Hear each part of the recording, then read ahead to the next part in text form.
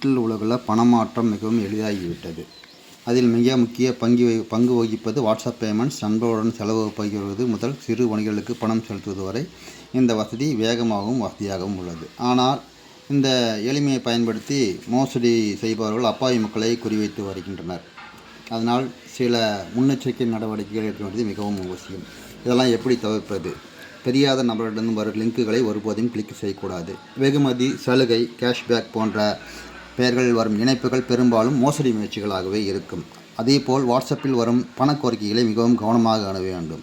தவறான போலியான ரெக்வஸ்ட் ஏற்கப்பட்டால் உங்கள் கணக்கிலிருந்து பணம் எடுக்கப்படும் என்பதால் நம்பகமான நபர்களிடமிருந்து வரும் கோரிக்கைகளை மட்டுமே ஏற்க வேண்டும்.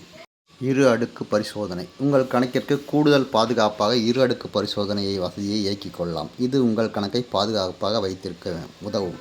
தெரியாத எண்ணிலிருந்து சந்தேகத்திற்கிடமான செய்திகள் வந்தால் அந்த எண்ணை உடனே பிளாக் செய்து ரிப்போர்ட் செய்ய வேண்டும். இதற்கு 1930 என்ற நம்பரை அழைத்து புகார் அளிக்கவும்.